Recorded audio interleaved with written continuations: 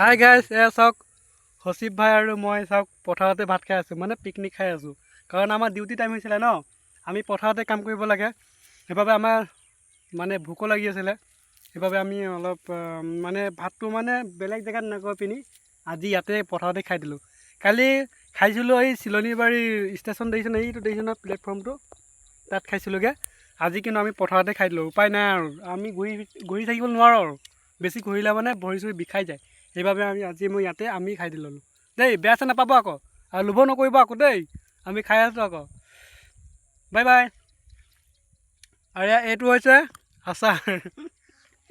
এইটো আচাৰ কি আছে জানে? জলফাই আচাৰ হয়। চাওক, এই মই খাই দিলোঁ, আপোনালোকে লোভত পানী নেপেলাব দেই। আৰু যদি এনেকুৱা নক'ব পেট বিষাই যায় বুলি দেই। ঠিক আছে দেই, বাই বাই। বাই বাই কৈ দিয়া সচিব ভাই।